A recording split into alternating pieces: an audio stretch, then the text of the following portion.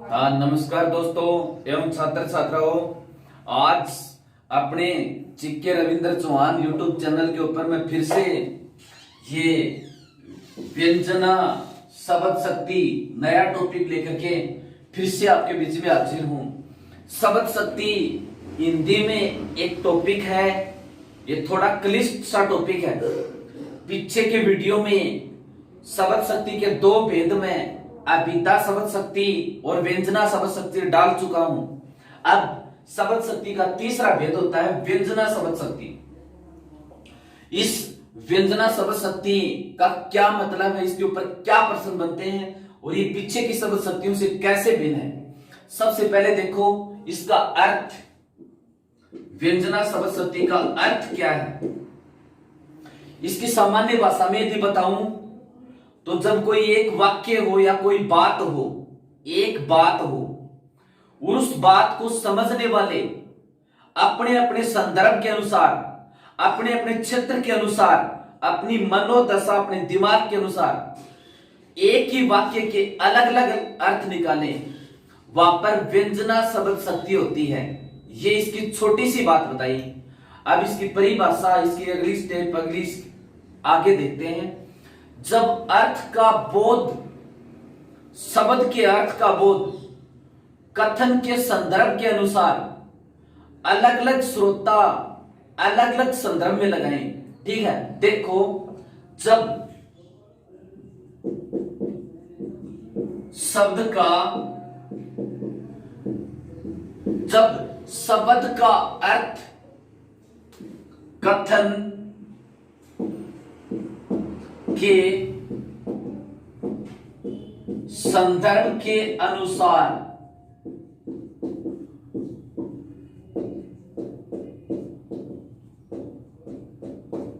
संदर्भ के अनुसार अलग अलग श्रोता अलग अलग अर्थ लगाएं। अर्थात अर्थ से व्यंग्यार्थ का बोध हो, अर्थात व्यंग्यार्थ का बोध हो। अलग अलग श्रोताओं द्वारा अलग अलग अर्थ ग्रहण किया जाए। शब्द का अर्थ कथन के संदर्भ के अनुसार अलग अलग श्रोता अलग अलग अर्थ लगाएं। मैं इसकी सामान्य भाषा में बात बता चुका हूं। जब किसी वाक्य का या किसी शब्द का श्रोता अलग अलग अर्थ लगाएं अपनी मनोदशा के अनुसार, जब शब्द का अर्थ कथन के संदर्भ के अनुसार अलग अलग श्रोता अलग अलग अर्थ लगाएं, वहां पर कौन सी शब्द शक्ति होती है? व्यंजना शब्द शक्ति। यानी एक शब्द के सुनने वाला अपनी मनोदशा के अनुसार कोई अर्थ एक लगाए, दूसरा सुनने वाला अपनी मनोदशा के अनुसार दूसरा अर्थ लगाए। जैसे ये चीज उदाहरण से क्लियर होगी, उदाहरण से समझ में आएगी। जैसे पुजारी ने कहा,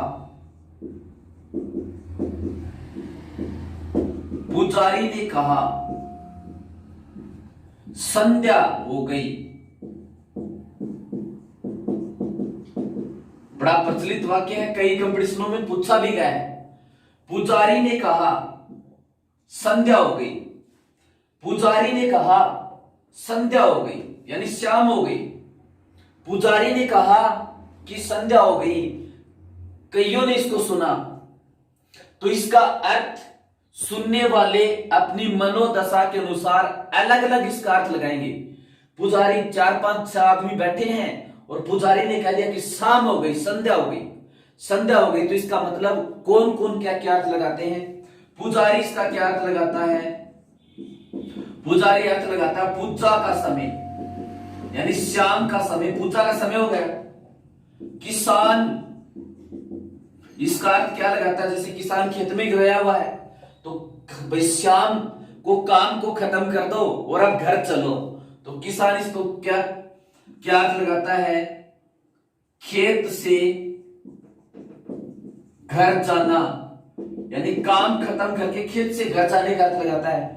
कोई गृहिणी है, घर में महिला है, वो क्या अर्थ लगाती? शाम हो गई, अब शाम का भोजन बनाने का टाइम हो गया, शाम की रसोई बनाने का समय हो गया। तो पुजारी तो इसका क्या अर्थ लगाता है, संध्या हो गई का, पूजा का समय हो गया। किसान इसका अर्थ क्या लगाता है, खेत से घर जाने का समय हो गया। गृहिणी ये क्या अर्थ लगाती है, रसोई का सामान बनाने का समय, यानी रसोई का सामान बनाने का समय, यानी खाना बनाने का समय हो गया, ये अर्थ लगाती है। अब देखो व्यंजना शब्द शक्ति बड़ी आसान है। वाक्य में शब्द का या पूरे वाक्य का सुनने वाला अपनी मनोदशा के अनुसार अलग अलग अर्थ लगाए। यहां पर इसका कोई हार्ड अर्थ इस वाक्य में कोई लगा नहीं। फिर देखो आगे से आगे इसमें बातें जुड़ते जाएंगी। जहां पर सलेस अलंकार हो वहां पर व्यंजना शब्द शक्ति होती है। अब सलेस अलंकार अलंकार पढ़ाऊंगा तब डिटेल से, लेकिन थोड़ा सा बता देता हूं सलेस अलंकार में भी क्या होता है। सलेस अलंकार में एक शब्द के एक से ज्यादा अर्थ लगते हैं, तो बहुत आसान हो गया। व्यंजना शब्द शक्ति में भी एक शब्द के एक से ज्यादा अर्थ लगते हैं, तो जहां पर सलेस अलंकार हो वहां पर भी व्यंजना शब्द शक्ति होती है। बड़ी इंपॉर्टेंट बात है, यानी सलेस अलंकार होने पर व्यंजना शब्द शक्ति होती है। यानी जब सलेस अलंकार हो तो कौन सी शब्द शक्ति होगी, व्यंजना शब्द शक्ति। तो इन व्याकरण के अंदर टॉपिक एक दूसरे से आपस में मिले हुए हैं। एक टॉपिक को रटने से काम चलता नहीं, एक की विशेषता दूसरे में मिलती है। इस प्रकार से फिर पूरा ये डिटेल से नॉलेज होता है। सलेस अलंकार होने पर कौन सी शब्द शक्ति होती है, व्यंजना शब्द शक्ति होती है। सलेस अलंकार का मैंने क्या बताया कि जब एक शब्द के एक से ज्यादा अर्थ हो वहां पर सलेस अलंकार होता है। जैसे ये कोई दोहा है, चरण धरत चिंता करत, चरण धरत चिंता करत भावत नींद न सोर। चरण धरत चिंता करत भावत नींद न सोर, इसका अर्थ काफी गूढ़ है। सुवर्ण को ढूंढत फिरे, सुवर्ण को ढूंढत फिरे कवि कामी और चोर, या सीधा इस तरह से भी लिख सकते हैं इसको, कवि कामी अरु चोर। सुवर्ण को ढूंढत फिरे कवि कामी अरु चोर। अब इस तोय का यहां पर देखो अर्थ देखते हैं। पहली लाइन चरण धरत, चरण धरत का मतलब चलते समय, इस तरह से चरण धरते समय। चिंता करत, चिंता करते समय। भावत का मतलब अच्छा लगना। नींद न सोर, तो चरण करते समय, चलते समय, और चिंता करते समय, तो चलते समय नींद अच्छी नहीं। चिंता करते समय शोर अच्छा नहीं लगता। पहली लाइन का अर्थ हुआ। यहां पर नीचे वाली लाइन में सलेस अलंकार है। सुवर्ण को ढूंढत फिरे, यहां पर ये सुवर्ण है। सुवर्ण को ढूंढत फिरे कवि कामी अरु चोर। सुवर्ण को ढूंढत फिरे कवि कामी अरु चोर, यानी सुवर्ण को ही सभी कवि भी, कामी भी और चोर भी ढूंढते ही फिरते हैं, लेकिन उसका अर्थ अलग अलग लगाते हैं। कवि लोग, सुवर्ण का अर्थ हुआ सुंदर वर्ण, सुंदर वर्ण। कवि लोग सुंदर वर्णों को ढूंढते रहते हैं। कामी, कामी के लिए सुवर्ण का अर्थ यहां पर हुआ सुंदर रंग। कामी लोग और सुंदर रंग को ढूंढते रहते हैं। कामी के लिए इसका अर्थ हुआ सुंदर रंग, और चोर के लिए सुवर्ण का अर्थ क्या हुआ, सु मानी सोना, सुवर्ण का अर्थ हुआ सोना। चोर ने सुवर्ण का क्या अर्थ लगाया? सोना। यानी चोर लोग सोने यानी संपत्ति की तलाश, चोरने की वस्तु की तलाश में ढूंढते रहते हैं। तो कवि ने यहाँ पर सलेस अलंकार का बड़ा जबरदस्त प्रयोग किया, जिससे व्यंजना शब्द शक्ति भी स्पष्ट हुई। तो व्यंजना शब्द शक्ति की क्या खासियत है? जब किसी एक ही शब्द के और सुनने वाले उसके अलग अलग अर्थ लगाएं तो वो व्यंजना शब्द शक्ति। बहुत आसान।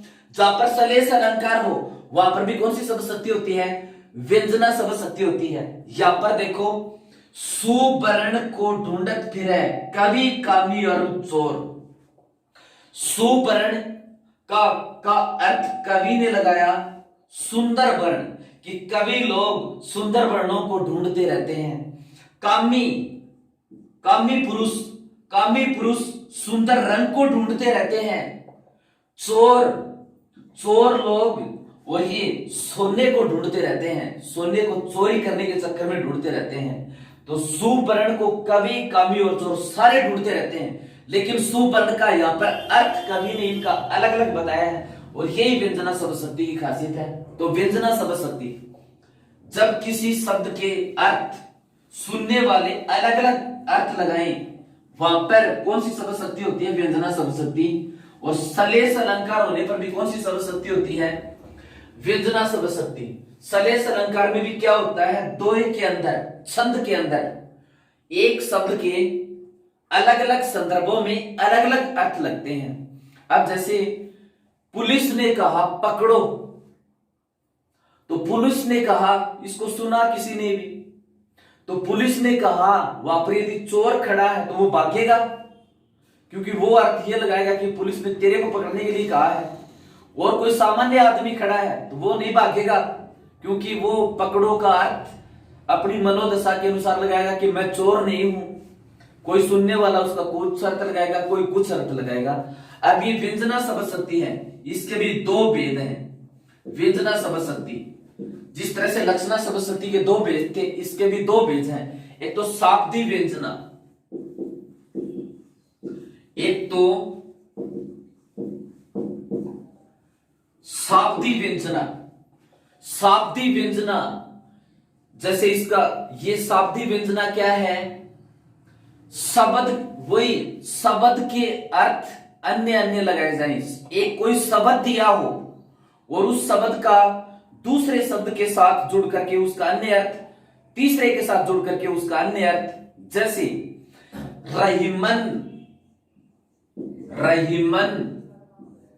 पानी राखिए, बिन पानी सब सून। रहीम जी यहां पर कहते हैं कि हे मनुष्य पानी रखिए, पानी के बिना सब सून यानी शून्य है, जीरो है। नीचे की पंक्ति में दिया है पानी गए न उबरे, मोती मानुष चून। मोती, मानुष और चून। तो नीचे की पंक्ति में सलेस अलंकार है। पानी गए न उबरे, पानी गए न उबरे, तो पानी गए न उबरे मोती। मोती के संदर्भ में पानी का अर्थ लगा चमक, कि चमक चले जाने के बाद मोती की कोई कीमत नहीं। चमक चले जाने के बाद मोती की कोई कीमत नहीं।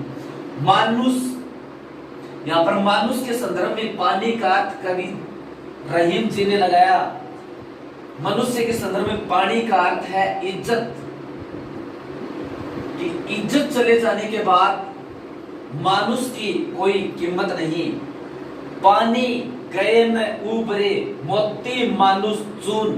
तो मोती के संदर्भ में अर्थ चमक, कि मोती की चमक चली गई तो ये उसका कोई महत्व नहीं। मोती के साथ जुड़ करके पानी का अर्थ चमक, मनुष्य के साथ जुड़ करके उसका अर्थ हुआ इज्जत, कि मनुष्य की इज्जत चली गई तो उसका कोई भी महत्व नहीं। चून, चून का मतलब है चुनना, जिससे दीवार बनाते हैं, दीवार बनाते हैं। अब चूने के अंदर पानी डालना जरूर पड़ता है, नहीं तो उससे चिनाई नहीं होती। अकेले सूखे चूने से और दीवार की चिनाई नहीं की जा सकती। तो पानी यानी जल के बिना चूने का भी कोई महत्व नहीं। यहाँ पर चूना के संदर्भ में पानी का अर्थ कवि रहीम जी ने यहाँ पर क्या लगाया, जल की। चूने का चूना पदार्थ जिससे मकान बनाया जाता है, जल के बिना उसका भी कोई महत्व नहीं।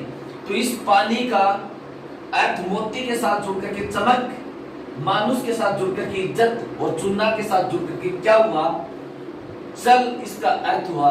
तो शाब्दी व्यंजना शब्द एक है और उस शब्द का दूसरे शब्दों के साथ जुड़ करके अन्य अर्थ लगे हैं, तो ये शाब्दी व्यंजना हो गई, यानी सलेस अलंकार भी यहाँ पर है।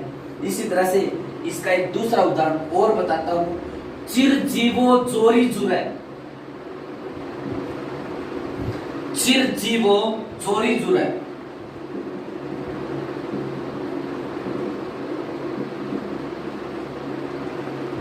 चिरजीवो चोरी जुरे, क्यों ने स्नेह गंभीर।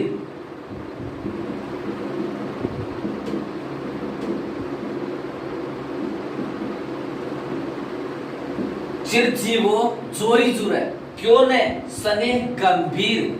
को घटी ये वर्ष बानुजा,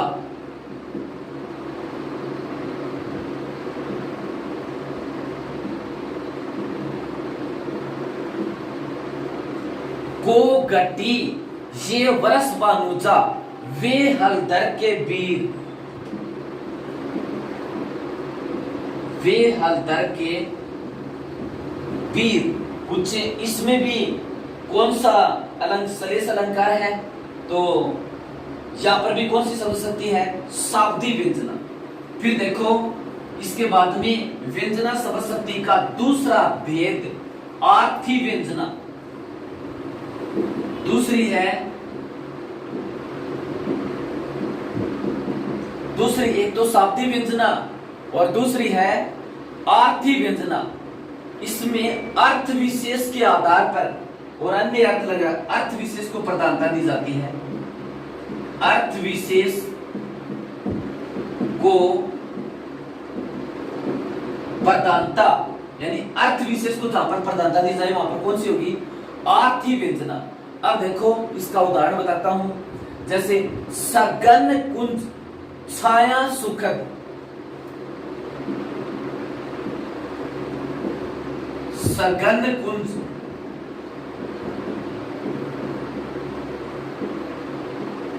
सघन कुंज छाया सुखद, शीतल मंद समीर।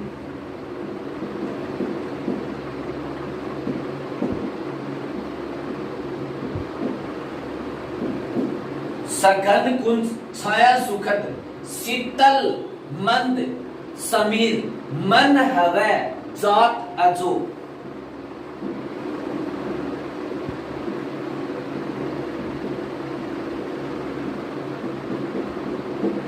मन हवे जात हजो, वह वा यमुना के तीर, वह वा यमुना के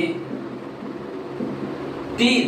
तो यहां पर इसके अंदर, इस छंद के अंदर और ये अर्थ को प्रधानता दी गई है। सघन कुंज छाया सुखद, शीतल मंद समीर। कुंज का मतलब वृक्ष, गहरे वृक्ष, उनको छाया सुख देने वाली है। शीतल का मतलब ठंडी, मंद मंद समीर का मतलब हवा, यानी ऐसा वातावरण है, गहरे वृक्ष, सघन कुंज छाया सुखद, उनकी छाया सुख देने वाली, और शीतल मंद समीर, ऊपर से ठंडी ठंडी हवा चलती है। मन हवे जात अजो, वह मन हवे जात अजो, वह वाह यमुना के तीर। ठीक है, इस तरह से ये इसमें अर्थ को प्रधानता दी है, मन होता है। अब देखो इसके बाद में आगे बात करते हैं, ये व्यंजना शब्द शक्ति हो गई। तो व्यंजना शब्द शक्ति एक ही बात से क्लियर है, एक ही बात इसमें विशेष है, जब शब्द के अर्थ अलग अलग अर्थ लगते हो, एक शब्द के, सुनने वाला अपनी मनोदशा के अनुसार उसका अर्थ कुछ समझता हो, अलग समझता हो, वहां पर कौन सी शब्द शक्ति होती है? व्यंजना शब्द शक्ति। अब देखो शब्द शक्ति तीन प्रकार की होगी। एक तो ये अभिधा, अभिधा शब्द शक्ति, दूसरी लक्षणा, इनसे कई बार पूछते हैं क्या प्रकटन होता है क्या नहीं होता है, तीसरी व्यंजना। अभिधा, लक्षणा और व्यंजना तीन प्रकार की शब्द शक्ति होगी। इनसे शब्द कौन से प्रकट होते हैं? शब्द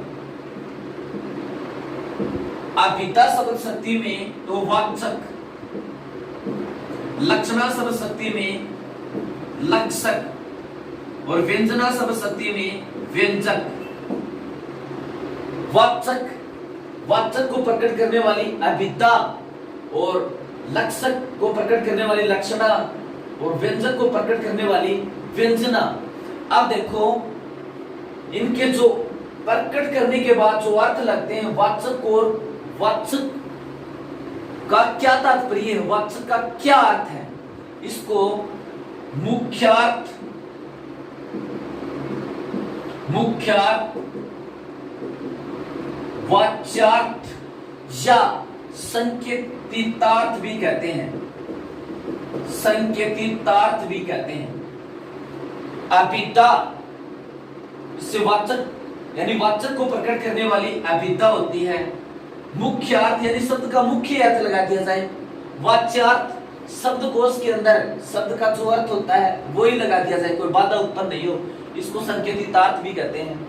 और लक्षणा शब्द शक्ति, इससे क्या प्रकट होता है? रूढ़ार्थ, लक्ष्यार्थ, रूढ़ार्थ, लक्ष्यार्थ या आरोपित अर्थ। रूढ़ार्थ, लक्ष्यार्थ या आरोपितार्थ, आरोपितार्थ यानी आरोपित अर्थ। फिर इसके बाद में देखते हैं ये व्यंजना शब्द शक्ति, इससे क्या प्रकट होता है? व्यंग्यार्थ, अन्यार्थ या दौन्यार्थ। व्यंग्यार्थ या अन्यार्थ, इसको दौन्यार्थ भी कह सकते हैं। प्रश्न पूछते हैं अभिधा शब्द शक्ति से क्या प्रकट नहीं हो सकता, इस तरह से पूछते हैं। मुख्यार्थ, वाच्यार्थ, संकेतितार्थ, अन्यार्थ, तो इसका उत्तर क्या होगा? अन्यार्थ। प्रश्न पूछे लक्षणा शब्द शक्ति से क्या प्रकट नहीं होता? रूढ़ार्थ, लक्ष्यार्थ, आरोपितार्थ, व्यंग्यार्थ, तो इसका उत्तर क्या होगा? व्यंग्यार्थ होगा। इस तरह से प्रश्न पूछ लेते हैं। व्यंजना शब्द शक्ति से क्या प्रकट होगा, इस तरह से प्रश्न पूछते हैं। मुख्यार्थ, वाच्यार्थ, संकेतितार्थ, व्यंग्यार्थ, तो क्या प्रकट होगा? व्यंग्यार्थ। तो ये ध्यान होने चाहिए। शब्द शक्ति तीन प्रकार की, अभिधा, लक्षणा, व्यंजना। फिर से इनकी शॉर्ट में एक एक बात बता देता हूं। एक बात से ये याद होगी, अभिधा शब्द शक्ति, इसमें शब्द का सरल अर्थ लगाया जाता है, यानी जो शब्द कोश में दिया जाता है सरल अर्थ लगाया जाता है। दूसरी बात इसकी ये है, उस शब्द के नजदीक के जो शब्द हैं उनके आधार पर इसका अर्थ क्या बैठता है वो अर्थ लगाया जाता है। लक्षणा शब्द शक्ति में शब्द के लक्षण है, उसकी कोई न कोई विशेषता प्रकट होती है, लक्षण दिखते हैं उसके, वहां पर लक्षणा शब्द शक्ति होती है। व्यंजना शब्द शक्ति में एक शब्द दूसरे कई शब्दों के साथ मिलकर के और उसके कई अर्थ बनते हैं, यानी जहां पर सलेस अलंकार होता है वहां पर कौन सी शब्द शक्ति होती है? व्यंजना शब्द।